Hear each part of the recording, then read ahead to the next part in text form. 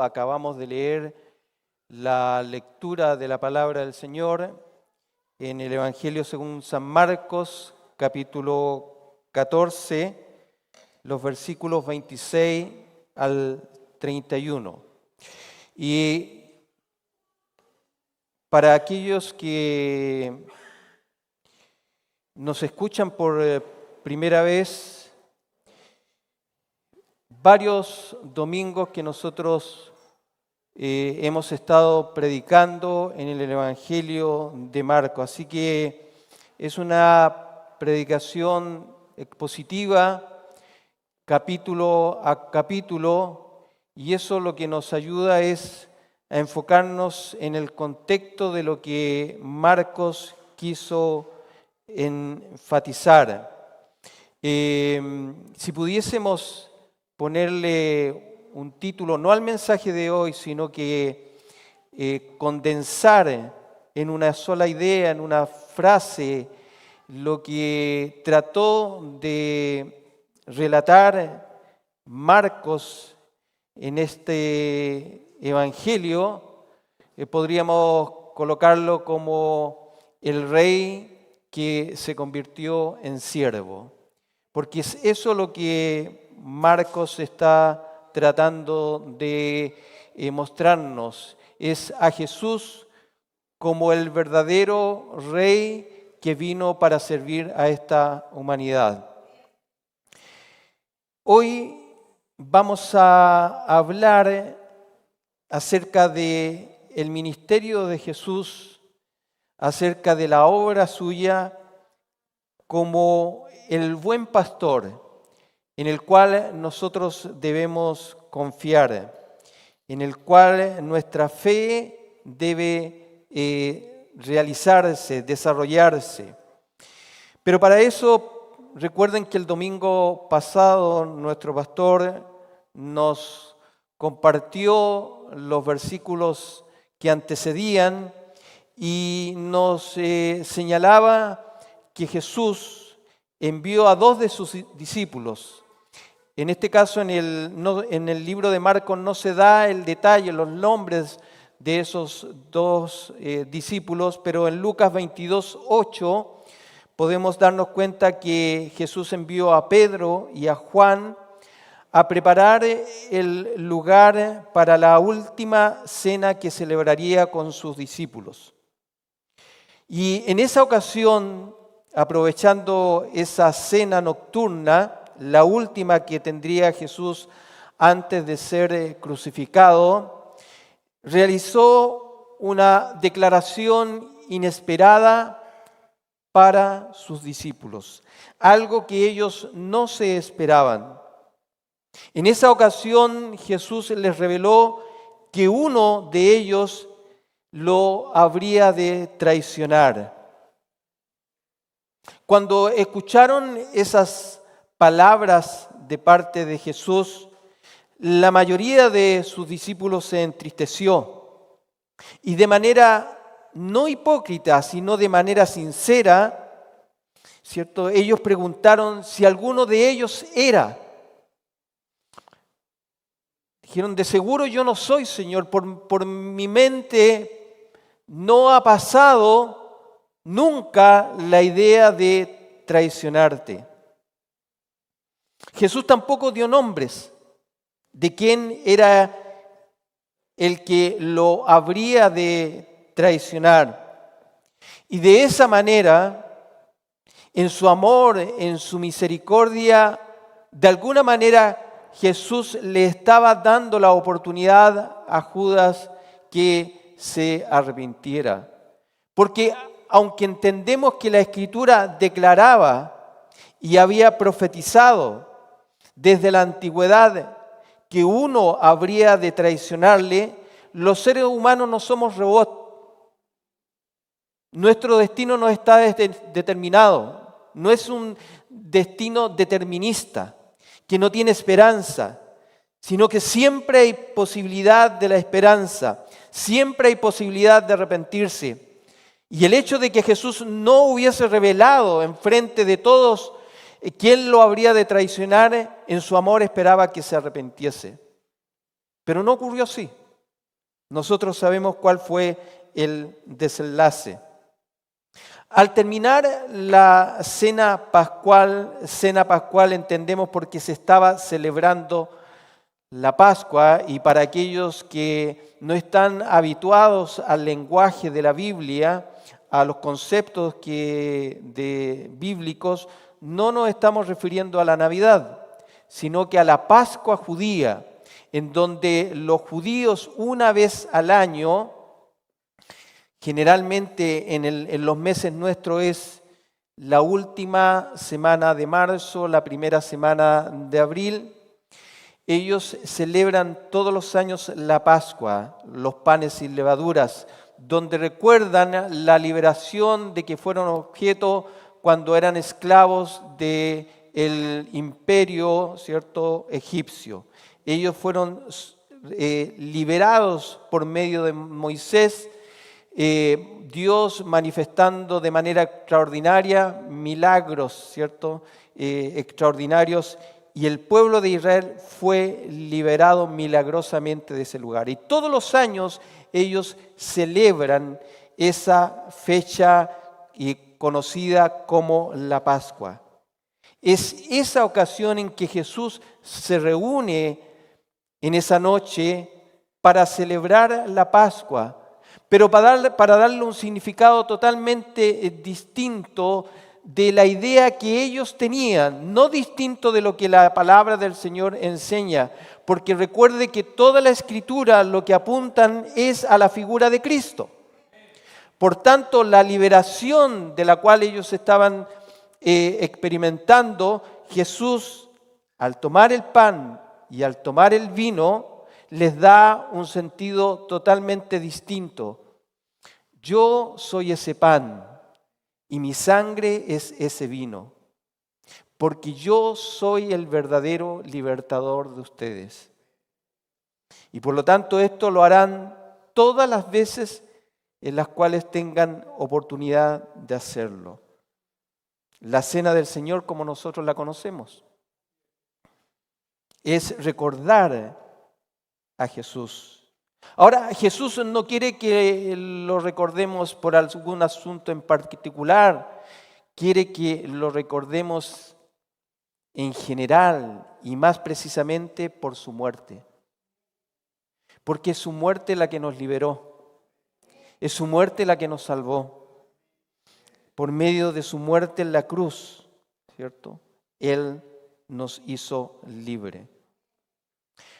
Terminado el relato de Marcos de la cena del Señor, también en esta cena se cantaban algunos himnos, y así lo relata el versículo 26. Dice: cuando hubieron cantado el himno, salieron al monte de los olivos.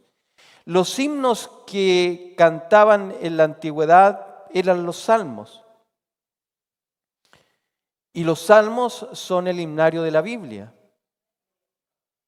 Es una tradición bonita y hermosa que nuestras iglesias a través de los siglos han dejado de hacerlo. Cantamos himnos, pero no cantamos salmos. Sería bonito volver a rescatar esa tradición que no solamente era de alguna iglesia en particular. Jesús cantaba y cantaba salmos. Y lo que cantaron en aquella ocasión se dice que fueron los salmos 115 al 118, que justamente declaran con alegría, con gozo, la liberación del pueblo de Israel por parte de Dios cuando eran esclavos del imperio egipcio. Marco nos ubica en el Monte de los Olivos y nos presenta al Señor junto con los 12, donde aprovecha cada tiempo, cada momento que Él tiene para compartir con ellos, para enseñarles acerca de su ministerio. Va a orar, va a suplicar al Señor también, y eso lo vamos a ver en la próxima predicación. Todo esto va a ocurrir antes de ser arrestado. Son pocas las horas que le quedan antes de ser traicionado.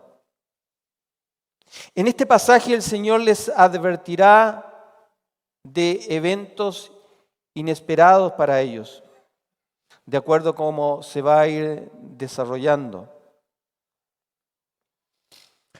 Ahora, para poner mucho más en contexto esto, ninguno de nosotros, cuando hemos pasado por situaciones que nos avergüenzan, queremos contarlas. Ojalá que pocos lo sepan, porque son cosas no muy gratas de nuestra vida. El libro de Marcos fue escrito aproximadamente 30, 40 años después de que Jesús murió. Marcos es el que escribe. Pero el que le cuenta y le relata los hechos que estamos viendo es Pedro.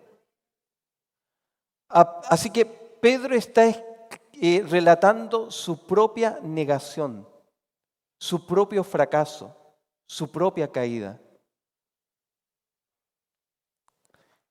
Y teniendo eso en contexto, entonces,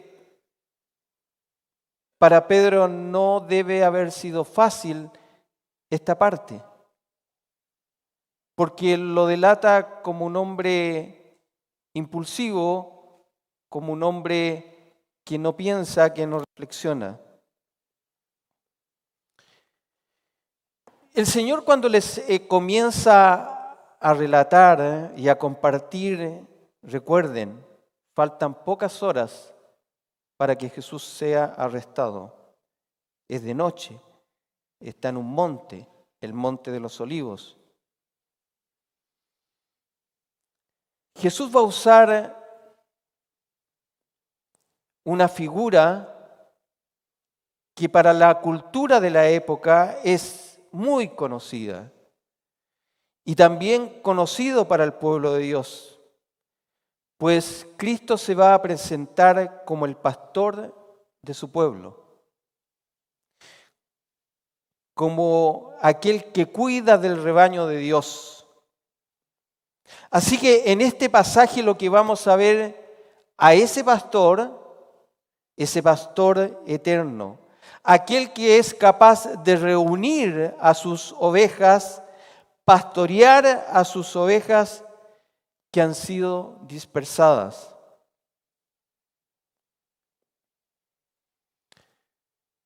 Nosotros ya no estamos tan habituados a esa figura pastoral. ¿Por qué? Porque se ha desarrollado la vida de una manera distinta y por lo tanto para nosotros el pastor de ovejas es una figura lejana. Y por lo tanto tenemos que recurrir e investigar cómo es la labor de un pastor o cómo son las ovejas. Pero en términos generales, una oveja sin pastor es una oveja muerta.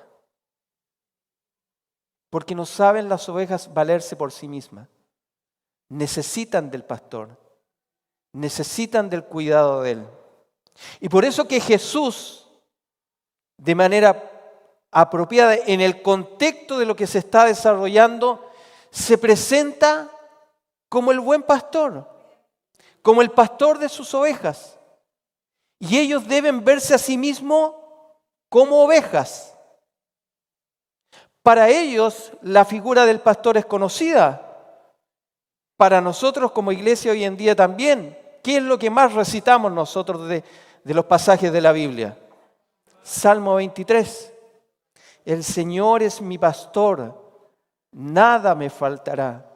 Ahora, cuando asumimos que el Señor es mi pastor, asumimos entonces que somos ovejas, ovejas desvalidas, que si no tenemos pastor o si el pastor no está, estamos en peligro. Pero muchas veces, dado nuestra naturaleza pecaminosa, eso pasa por alto, como les pasó a estos discípulos. Israel, el pueblo de Dios de aquella época, sabía quién era su pastor. Y Dios se los manifestó en múltiples ocasiones de esa manera. De manera que en sus corazones y en su mente entendieran que el pastor de los pastores es el Señor. Él nos puede cuidar. Él es bondadoso. Y Él es el único que puede cuidar de su pueblo. Marco nos ha relatado que el corazón de pastor de Jesús se evidencia una y otra vez en atención muchas veces a las multitudes. Él dice que vio a las multitudes y se compadeció de ellas. Le pidió a sus discípulos que los alimentaran porque no tenían que comer. Los vio enfermos y los sanó.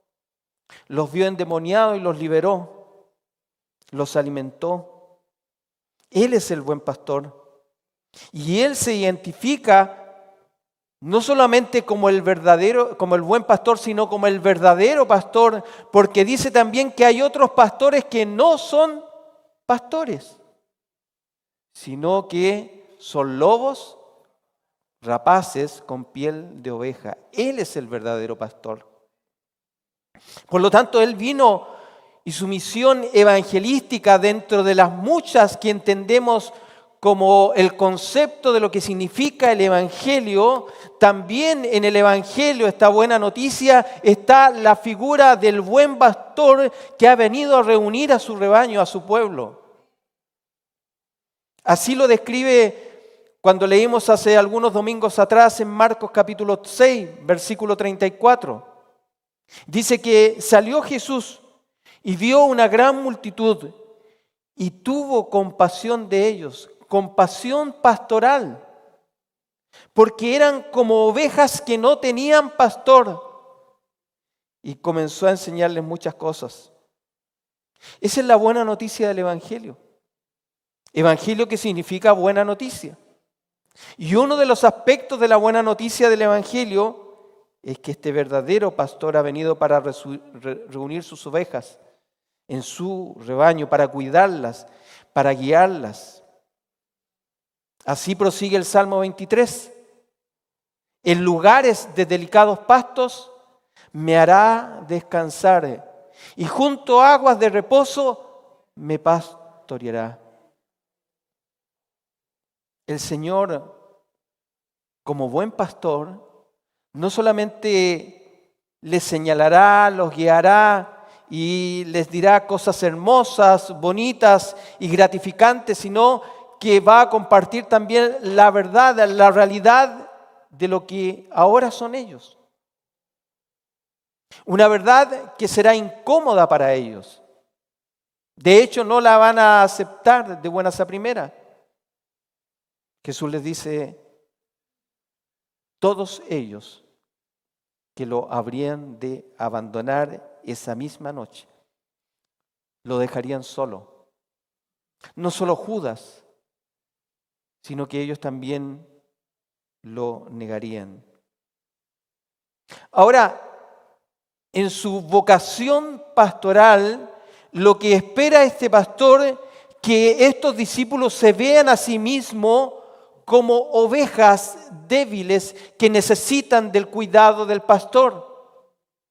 Y la reacción de ellos debiera haber sido ante esta declaración de aquel que es capaz de guiarlos por el buen camino, haberse arrepentido, haber reconocido que son débiles, que son vulnerables, que no tienen la capacidad para ayudarse a sí mismos, sino que necesitan la fuerza, la dirección del buen pastor. Pero se comportaron totalmente distinto. Reaccionaron de manera orgullosa. Reaccionaron de manera autosuficiente. que no necesitan de su cuidado. Entonces Pedro le dijo, aunque todos se escandalicen, yo no. Pedro fue un poco más orgulloso que los demás, porque se puso ante Jesús y frente a las palabras de Jesús, que son verdaderas y que siempre se cumplen, él dijo, Señor, tú eres nuestro maestro, pero aquí estás equivocado. En esto no te puedo acompañar. No me conoces bien. No sabes quién soy. Quizás los demás, sí, los demás, estos que están aquí, estos sí te pueden traicionar, te pueden negar, pero yo no. Yo sé quién soy.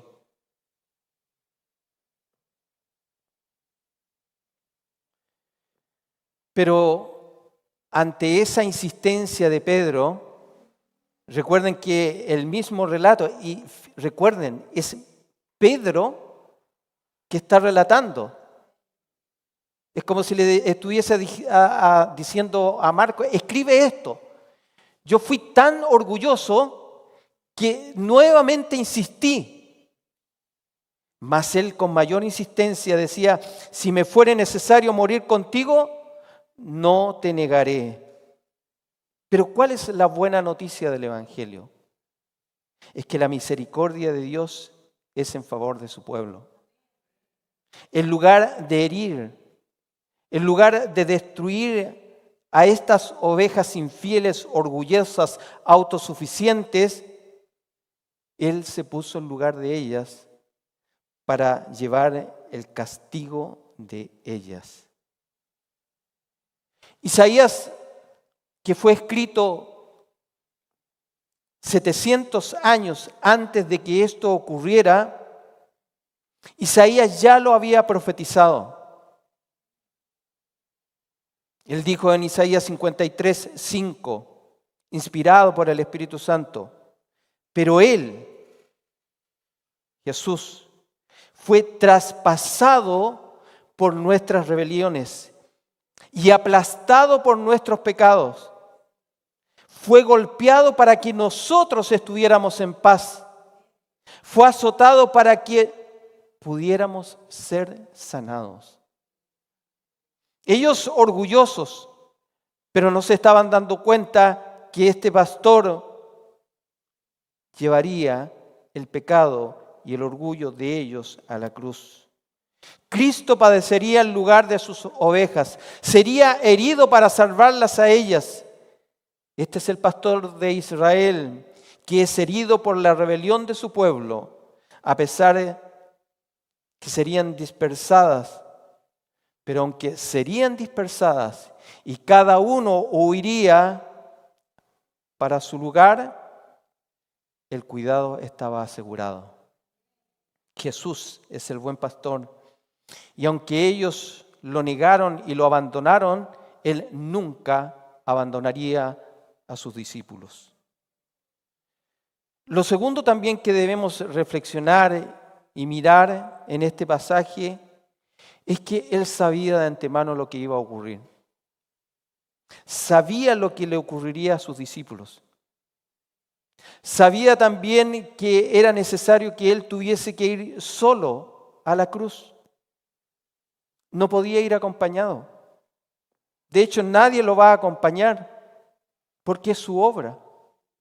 Y solo Él puede hacer esa obra. Quedó solo, quedó abandonado. Pero en medio de ese abandono, de esa soledad, no deja de pensar en sus ovejas. Porque así como es el único que puede ir a la cruz, solo Él puede ser nuestro pastor. Veámoslos. Versículos 27, 28 de Marcos que hemos leído. Entonces Jesús les dijo, todos os escandalizaréis de mí esta noche, porque mire, escrito está, heriré al pastor y las ovejas serán dispersadas. Pero después que haya resucitado, iré delante de vosotros a Galilea. El Evangelio es una buena noticia, pero siempre para que haya una buena noticia tiene que haber una mala noticia.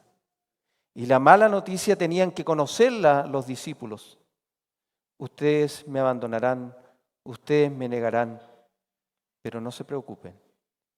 Después que resucite, yo me encontraré con ustedes en Galilea.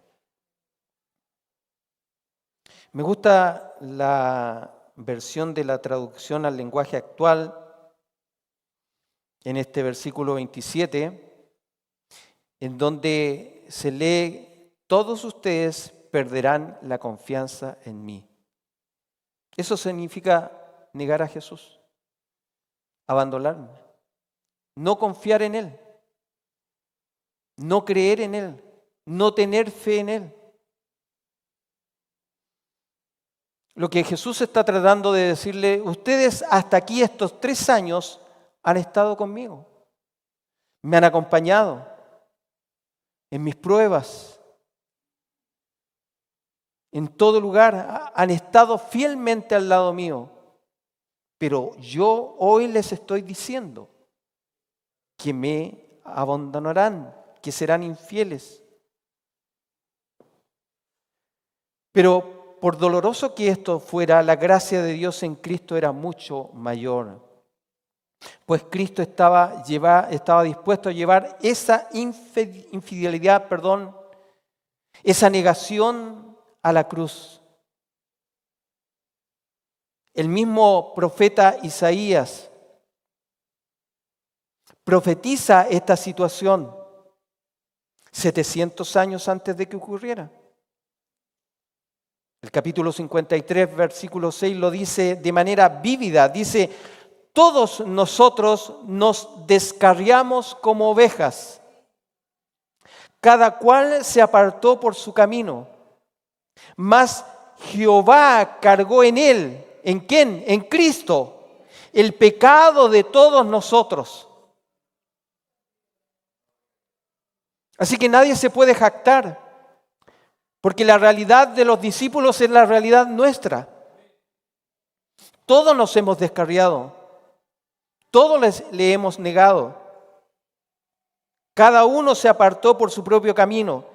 Pero a pesar de eso dice que Jesús, Jehová, el Señor, Dios el Padre, eligió a uno, en este caso a su Hijo, que sería el pastor y que llevaría el pecado de todos nosotros. Pero Él, a pesar de eso, no nos dejaría solo. La buena noticia es que Él los va a restaurar. Él va a resucitar de los muertos. Ellos no saben esto. Volvería a mostrarles su gloria, su amor incondicional. Volvería a estar su presencia con ellos, tan familiar y amorosa cuando estuvo en aquellas ocasiones en Galilea.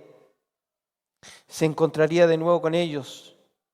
Lo podemos ver en Juan capítulo 21, los versículos 1.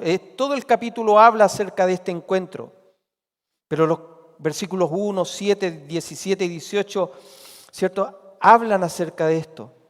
Jesús se les aparece de nuevo en la región de Galilea, en el mar de Tiberias. Y ahí vuelve a encontrarse con sus discípulos. No para sacarles en cara, no para decirles: mire, he resucitado, aquí estoy yo. ¿Dónde están ustedes? ¿Se acuerdan que me negaron? Nada de eso. Simplemente les dice: compartamos un pescado, un pez, compartamos la cena, hablemos.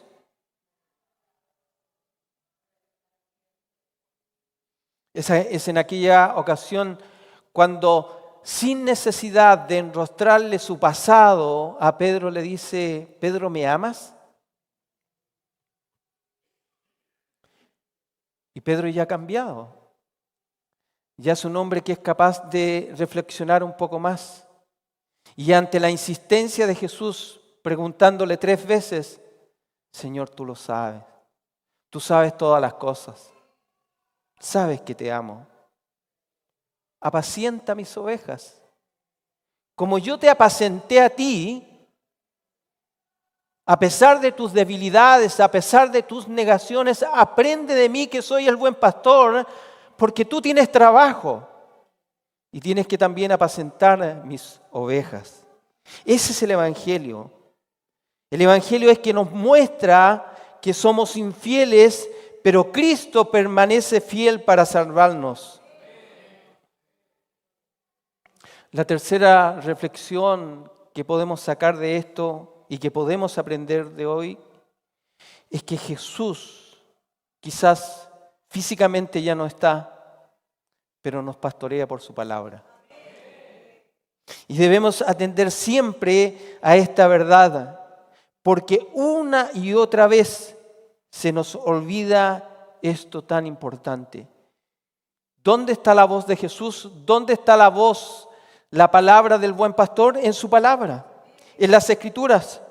Así lo dice el Salmo 119. De todo mal camino me contuve para guardar tu palabra. Lámpara es a mis pies tu palabra y lumbrera a mi camino. Pedro se apresuró en hablar antes que estar atento a escuchar. Como nos enseña Santiago, que es mejor disponernos primero para escuchar antes que hablar apresuradamente. Somos llamados a escuchar atentamente la palabra de Dios, a tenerla en alta estima, a no distraernos de lo que nos dice el Señor y meditar en ella, a pensar seriamente en lo que el Señor nos dice en su palabra. Así que debemos escuchar humildemente y atentamente lo que su palabra nos enseña. Si no escuchamos de manera atenta, de manera humilde su palabra, seremos fácilmente presa para caer rápidamente. Pedro y los demás discípulos debieran haber pedido en ese momento ayuda al Señor. Ten misericordia de mí para no caer. Ayúdame en este lugar para no alejarme de ti. Pero Pedro dijo: aunque todos te abandonen, yo no te voy a abandonar. Pedro no consideró quién era el que estaba hablando. Era Jesús, el Hijo de Dios. Pero pudiésemos pensar que Pedro es distinto a nosotros, porque Pedro dijo: yo soy distinto a estos discípulos. Pero muchas veces nosotros no actuamos de manera parecida a Pedro. Creemos que por los años ya estamos seguros. Creemos que la experiencia, los golpes, nos dan cierta madurez, dureza para enfrentar la tentación, para enfrentar la prueba. Y decimos: no, Señor, conmigo no, con estos sí, estos que vienen recién llegando, o a estos que les cuesta un poco más, pero a mí no. Pero las palabras de Jesús a sus discípulos son palabras para nosotros también.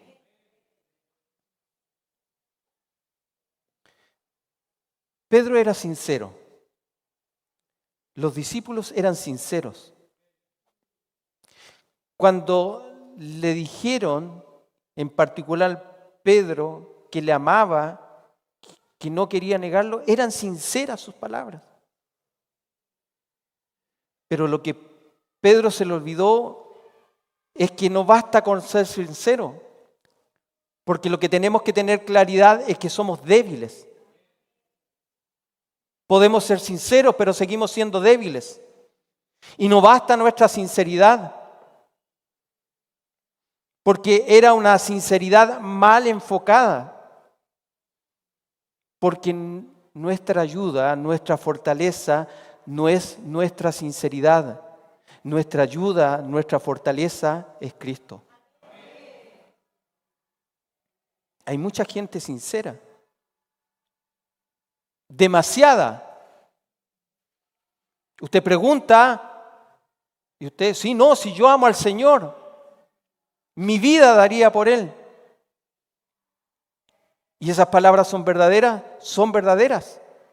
Pero no es la sinceridad la que nos da la fortaleza, sino que su palabra nos enseña que debemos atender al buen pastor. Y cuando el buen pastor nos dice que estamos en peligro, debemos pedir misericordia a Él, porque nuestra sinceridad no bastará. Es su palabra la que nos ayuda en nuestra debilidad humana.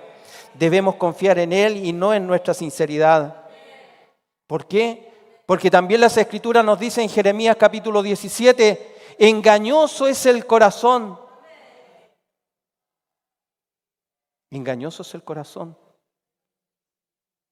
Pero la palabra del Señor es verdadera. Y Dios conoce nuestro corazón. Por lo tanto, lo correcto ante el anuncio del Señor era escuchar humildemente y pedir su ayuda. En Lucas capítulo 22, un pasaje paralelo al que hemos leído en Marcos, en los versículos 31 y 32, sabemos que Cristo mismo incluso advirtió a Pedro que él había rogado para que su fe y las de los demás no faltase en ese momento, porque la prueba sería durísima.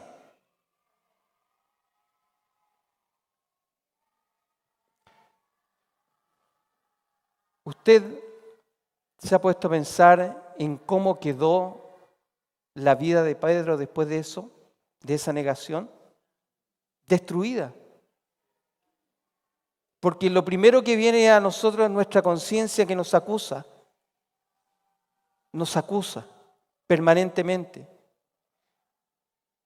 Más encima, el enemigo de nuestras almas utiliza esa acusación permanente. Destruido. Pero Jesús sabía, y como el buen pastor le dijo, Pedro, yo he rogado ante mi Padre para que cuando te ocurra esto, tu fe no te falte. Porque serás sacudido por Satanás. Zarandeado, sacudido, así como el trigo es, ¿cierto?, zarandeado, sacudido para que suelte la semilla, así serían sacudidas las vidas de los discípulos. Negarían a su maestro. Pero Jesús sería el que los habría de restaurar nuevamente. Por lo tanto, la enseñanza para nosotros es que debemos dejar la confianza, ¿cierto?, en nuestro conocimiento, en nuestra experiencia, en nuestras habilidades y confiar solo en Jesús. El Señor nos ha dotado de múltiples capacidades, de múltiples habilidades para desarrollarnos en esta vida. Y algunos son muy buenos en el área científica, en las matemáticas, en el lenguaje, en algún tipo de oficio, son extraordinarios, desarrollan sus habilidades, son autosuficientes. Pero en la vida espiritual eso no sirve. En la vida espiritual somos ovejas débiles que dependemos del buen pastor, no de nuestras habilidades. Por lo tanto, debemos confiar siempre en Él, porque si no confiamos en Él, estamos expuestos a la caída. Debemos confiar solamente en Jesús, el único que nos puede pastorear y que lo hace a través de su palabra. Para terminar entonces, ¿se considera una oveja? El punto es, ¿quién es su pastor? Debemos atender entonces sus palabras. porque Él incluso sufrió y pagó por nuestra injusta desconfianza y nuestra orgullosa autosuficiencia. Porque muchas veces le negamos. ¿Cuántas veces yo me he avergonzado de proclamar el nombre de Cristo? ¿Cuántas veces me he avergonzado de presentarme como un hijo de Dios? Y eso es negar a Cristo. Negar a Cristo. Pero incluso esas negaciones, Él las llevó en la cruz. La culpa mía la llevó Él. No podemos ser fuertes en la vida espiritual por nuestras propias fuerzas. Nunca podremos ser fieles si no contamos con su gracia. No dependemos de nosotros, sino que dependemos enteramente de su cuidado. Si no eres una oveja de su rebaño, por muy sincero que sea tu aprecio, no podrás estar en el rebaño de Él. Nunca dudemos de su amor y su cuidado. Nunca dudemos de su palabra. Algunas aplicaciones. La vida del creyente es la de una indefensa oveja que confía solo en su pastor y reconoce su voz. En el cristianismo no hay espacio para cabras autosuficientes.